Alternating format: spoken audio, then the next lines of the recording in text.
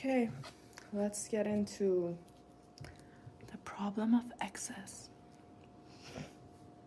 The problem of excess. Well, I honestly don't know where to begin. I genuinely don't know where.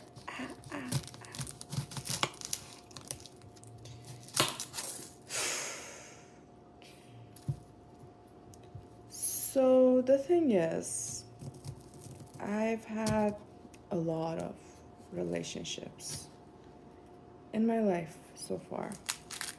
Long-term ones, short-term ones.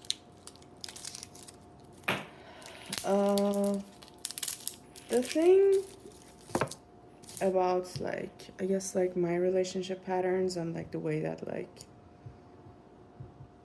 things kind of worked for me is I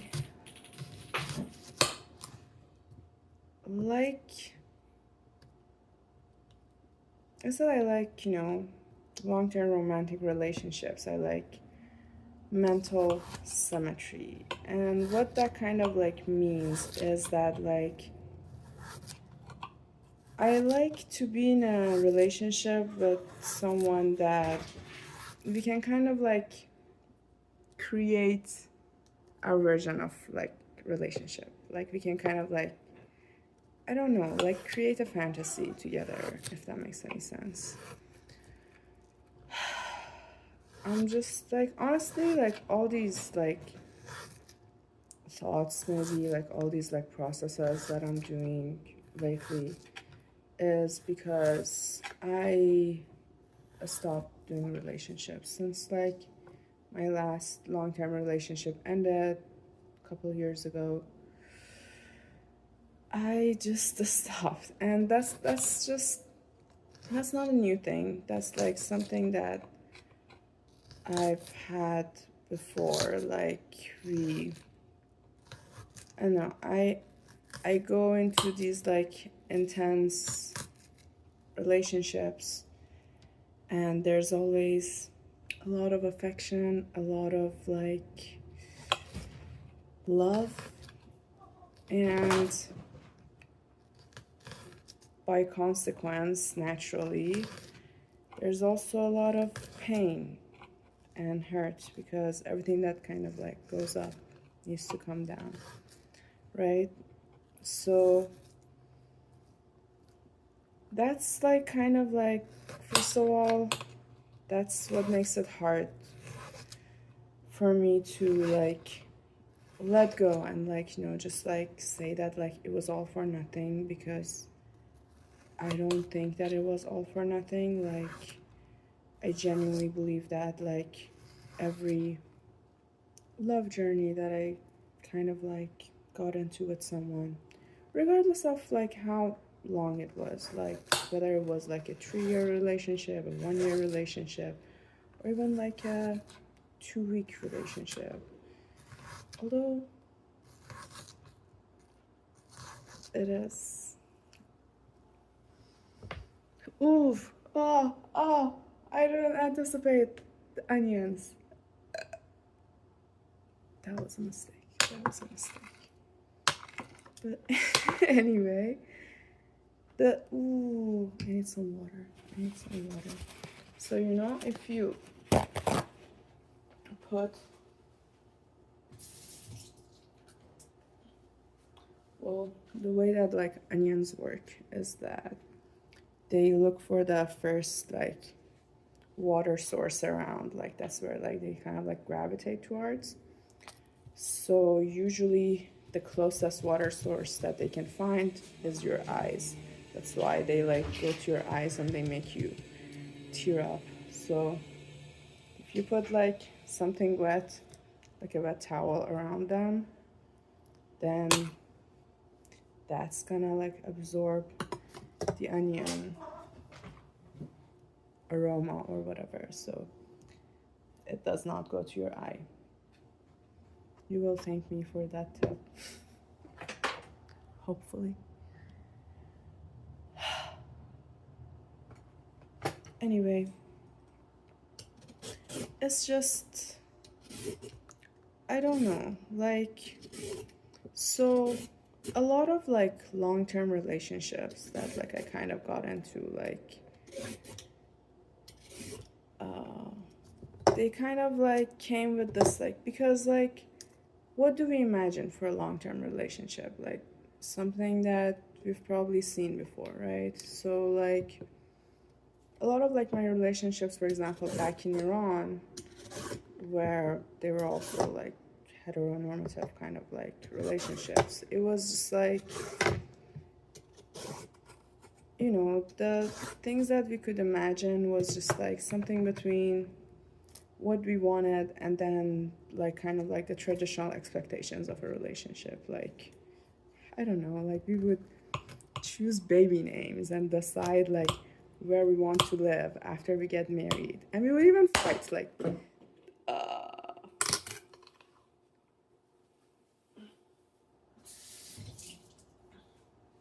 that's kind of like the crazy part of the relationship when you look back. Like we were like two like 19-year-olds, like, and we were fighting about like whether we want to,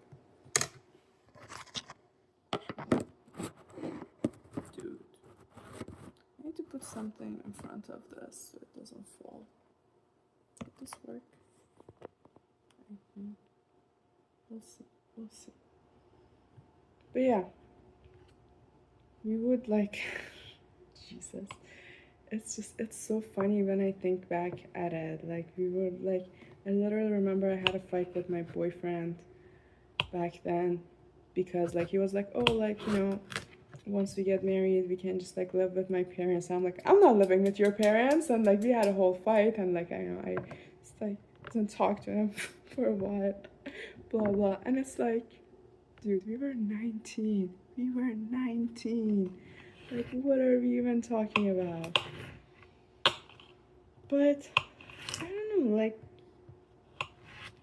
we were just living our lives and, like, you know, building things up as we go, kind of thing. And then I was always kind of like in between this place of like, oh, I want that like traditional like married life, a partner, like that like kind of like security, whatever. And then at the same time, like, I want my freedom. I want to be able to explore. I don't want to turn into like a housewife or whatever. Oh, that was one of my boyfriends. He literally wanted to turn me into a housewife. And like, I was in such a bad mental place back then. And I believe that like, I let go of like all of my ambitions and whatever. I was just like cooking and like, you know, taking care of like the babies and my family, just like trying to turn into like a good future wife for him.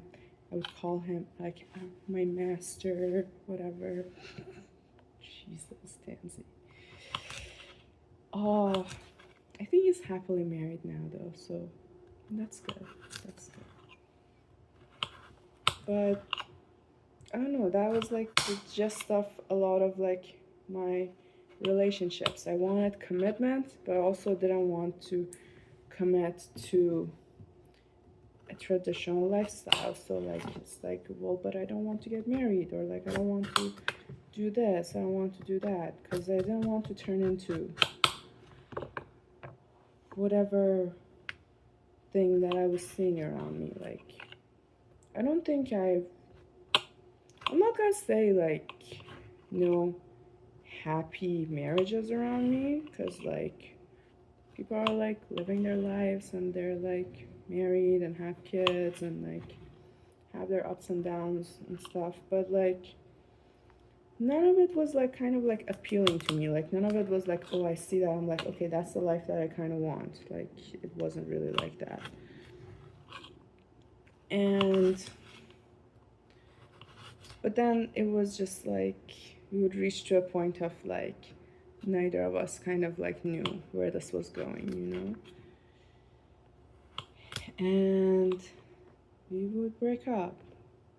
And my last breakup when I was like leaving from Iran was rough. It was rough. Like, it took me so long to get over that relationship, and it took me so much longer to kind of realize that, you know, I don't think he loved me. Maybe he did. I don't know. But I don't think I loved him that much either, you know? Like, I feel like I was kind of like in love with the idea of being in love.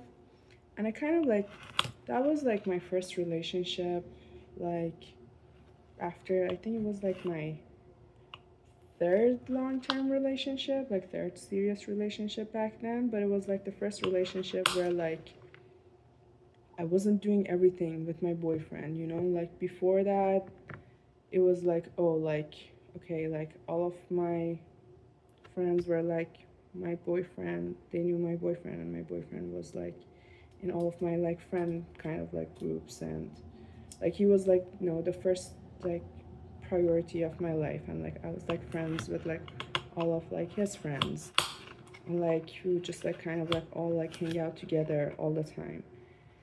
And then that was like the first relationship that like we were kind of independent. Like, you know, I remember like back then I talked to him and I was like, hey, like I kind of feel like I need to know that I will see you at some point, like during the week. And uh, then like I can just kind of like go on and like live my life. And then, you know, we just like stay connected with text and stuff. But I'll see you at a scheduled time, kind of like that.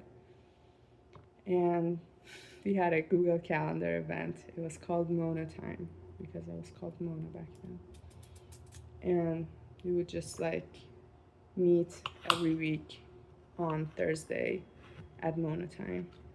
And that was like the time that we would spend together. And then the rest of the week, like I would go on, like do my own things, hang out with my own friends, do my work, do my school, and he would do whatever that he did, I guess. Honestly, I kind of had no idea. I don't know if he had a social life or like just like I didn't know about it, because like what I saw was basically just like him being a workaholic all the time. But maybe he did have a social life too. I just didn't know about it, because like he definitely had friends, so like you need to spend time with your friends, right? But I never knew like when he would actually spend time with his friends.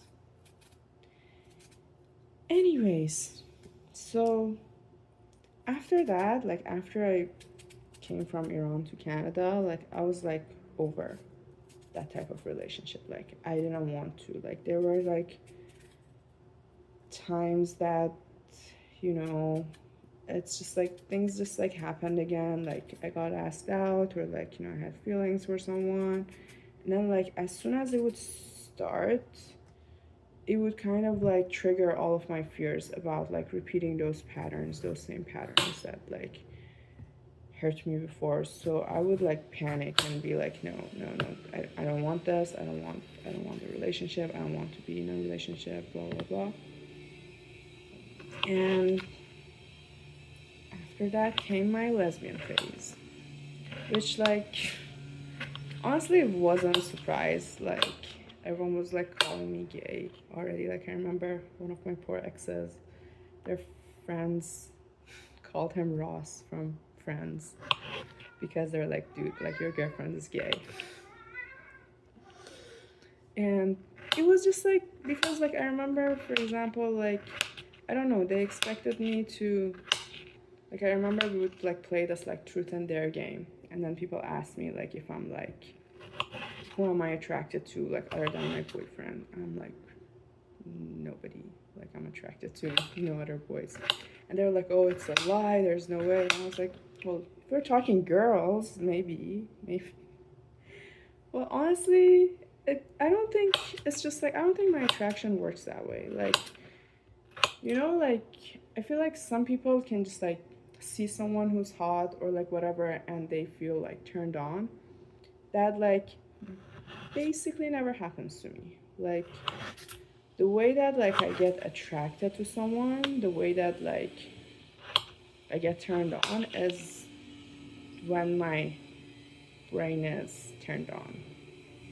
Like I see a vision, I see a story, I see a journey, and that excites me, you know? It's like, ooh, we're doing this. I don't know if that makes any sense, but it's just like how my brain works. That's how my attraction works. So anyway, I went through a whole phase of like, you know what? Maybe I'm not straight. Maybe I need to date girls. And I started dating girls. My first like serious lesbian relationship started in pandemic. And that was also a long, intense, very complicated, confusing relationship. Like I remember like I fell in love with her before I even met her. Like that was also kind of like my patterns with relationships. Like I would not start a relationship unless I was in love. So I would basically be like, oh, I'm in love with this person, and then we would start dating, which would like, you know, kind of like start the relationship on a high note because like I'm already like all in. I'm like, I am in love with you. We're doing this kind of thing. But that was like the way that like my commitment kind of worked, you know? Like I was like, oh, this is the person that I'm focusing on. This is the person that I'm trying to get to know better. This is the person that I am building a life towards, if that makes any sense. And now I kind of need a break because I need to fry these. The oil is heating up, and I am slowly putting these in. And yeah, so we get into my first lesbian relationship, which was honestly a lot of new experiences, not just in terms of like, because it wasn't just like being my first relationship, but it was like also like my first relationship, like serious relationship with like someone who was white and Canadian. So it was a lot of like cultural differences. It was like just the main fact that like, oh, now I have to kind of like have a love language in English, which was like wasn't something that I had before, right? Like, you know, all of like my little like chooky pooky whatever thingies, like I was used to express love in Persian. So like how do you express that in English? Like how do you find like I'm a very romantic person. Like the one thing that like all of my partners get exposed to is like me writing them like long kind of like love letters, the stories, sharing like kind of like visions. I don't know. I am a writer. And it was a kind of like a new experience to also like express a lot of things in English. And then also like kind of like getting used to a new a style of relationship without the expectations that I had before. But I feel like something like that kind of like didn't work well in that relationship was that like we were great for like spending time with each other, but like there was just like no direction, if that makes any sense. And then there were times that like I just kind of like got bored of the mundane routine that we had. Like, oh, like it's like nice and comforting to just like get together and like, you know, just like hang around and like cook and like do your things and blah blah blah, like do the daily things. But like I want us to also like build something together, right? Like I want us to have like a dream life, or like something that we're like working towards. And oh, me bringing up that exact topic was like what ended the relationship for the final time, because like obviously, like, you know, especially with me, I feel like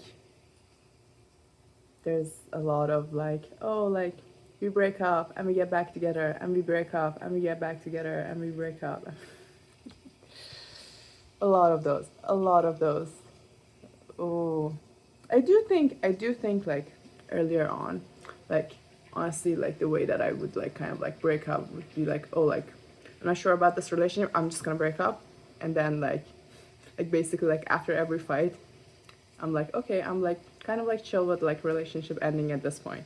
And then we would be like, okay, like now let's talk about it. And then we would kind of like get back together. Although with that relationship, oh, honestly, I did love her. It was just like I didn't trust her to be able to take care of herself. So like after a while, it just like it started to feel like work a lot, and then I wasn't having like my needs met because like I felt like I'm constantly like showing up for her, but like I didn't feel the same support. I didn't really know how to voice that back then. I still don't know if I'm able to voice that, but I'm working on it. I'm working on it. Asking for help is not my strong suit, but it is something that is needed, especially for a healthy relationship, to just like be a little bit vulnerable, for God's sake, Tansy. Vulnerability doesn't kill anyone. It builds a stronger relationships and friendships and just like any type of ships. So, well, yeah, we had like a phase that we broke up in that relationship too. Like, I don't know, less than a year, I think, but like I dated other people in between. And when we got back together, I was doing solo polyamory. So I already had like another girlfriend, and then had like a boyfriend for like a brief time, but like he was just like very sex oriented. Like it was literally like everything we talked about, we would just like end up in sex. And it was just like kind of like getting like, I don't know, it was giving like,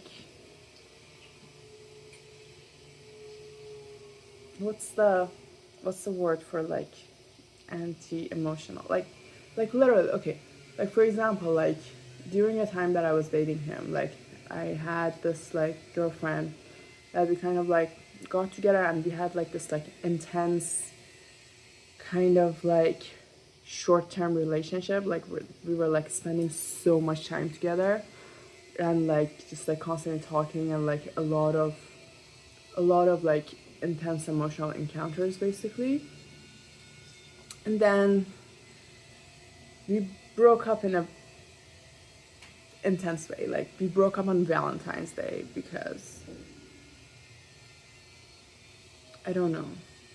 I told her, why doesn't she why isn't she able to look me in the eyes for like a prolonged amount of time?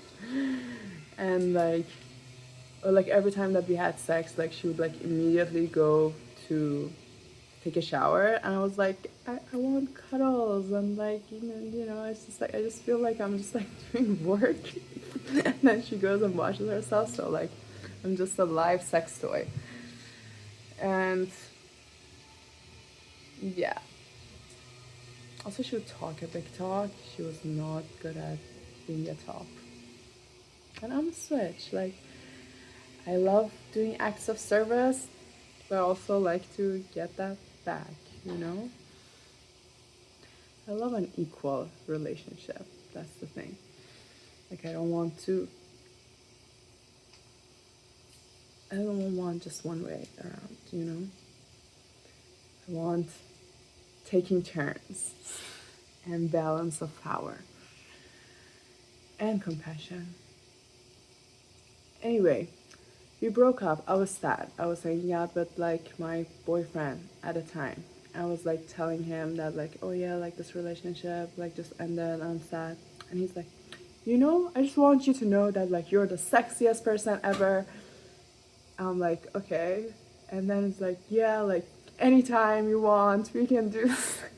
I'm like, dude, like, do you have emotions? Do you understand that there are things in relationships other than sex? And then the way we ended up breaking up was that like we were like he asked me out like on like a day that I had a date with like my other girlfriend. I was like, hey, like sorry, like that's the date that I have like with my girlfriend. And he's like bring her along too. Maybe like all three of us would have fun. I was like, dude, like you're crossing a boundary. Because like I'm not opposed to threesomes. It's just that like you're crossing a boundary of like me and my. And I told like my girlfriend, and she was like, "Fuck no," because like she was a strict lesbian. She was like, "No, no way."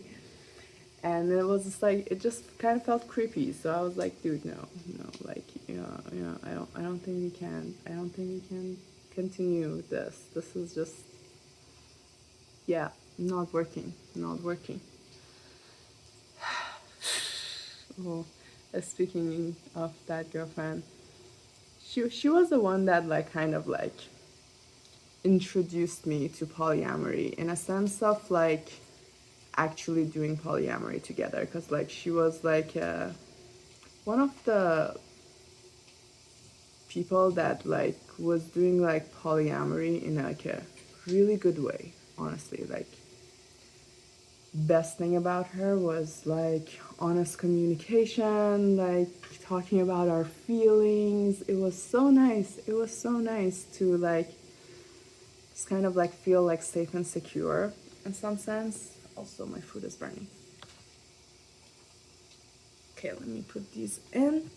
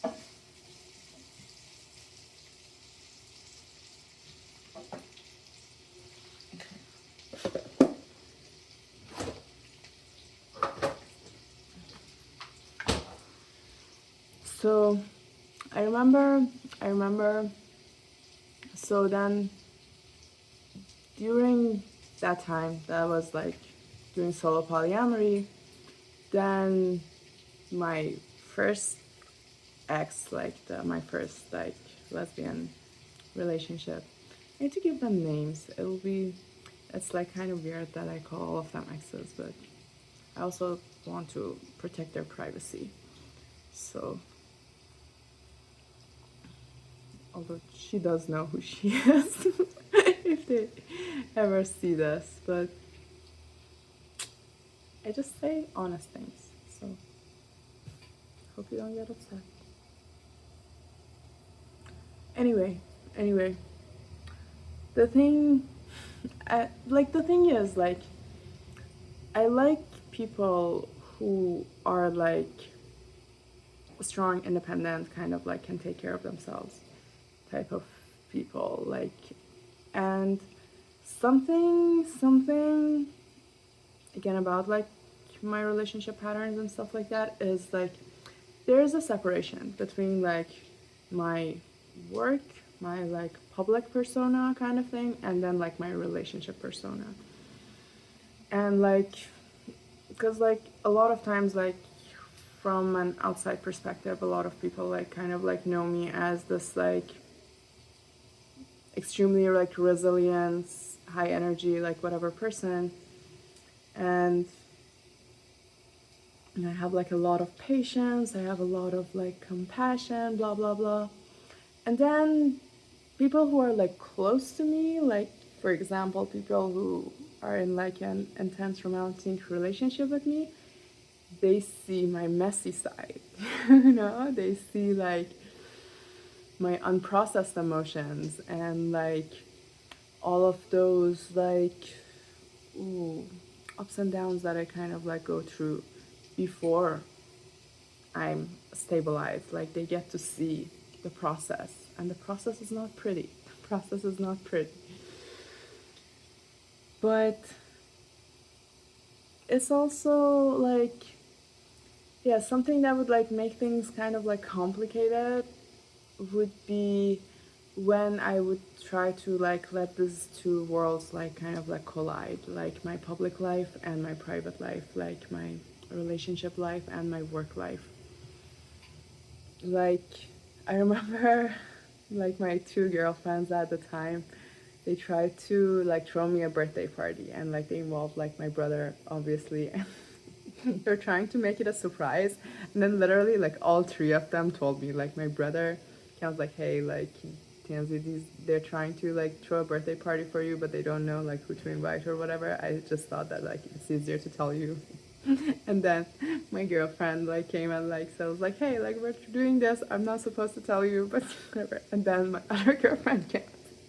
It was so funny, like all three of them just like separately spoiled the surprise, and we're like, and then they did like throw me like a party, and like, you know, I kind of like prepared everything, and then all of my friends kind of showed up. And then I remember like my two girlfriends were like super shy, like sitting in a corner with like one of like my school friends. And then they were like, I think it was like kind of like also like there were a lot of like loud Persians. I feel like they were kind of like, because they were both white, and they were like kind of not in their comfort zones. And then like they were like sitting in the corner, and like I went and like check up on them, and they're like, you know, like we're all in the queer corner, like, you know, all these like, you can't take all this like heterosexual energy. I was literally like, everyone in this house is queer, like you're just racist. Literally.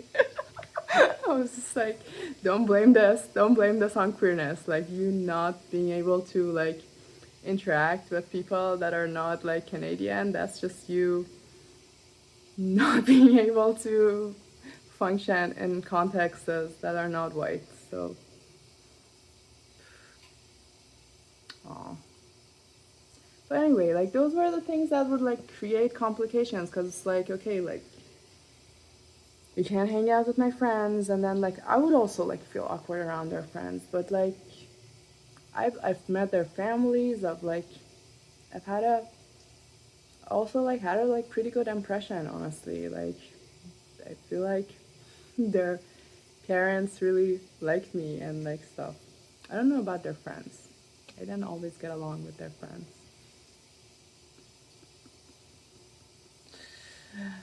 But it was, anyway, why am I getting into this? This is like, I'm talking for like almost 40 minutes, and my phone is gonna run out of battery.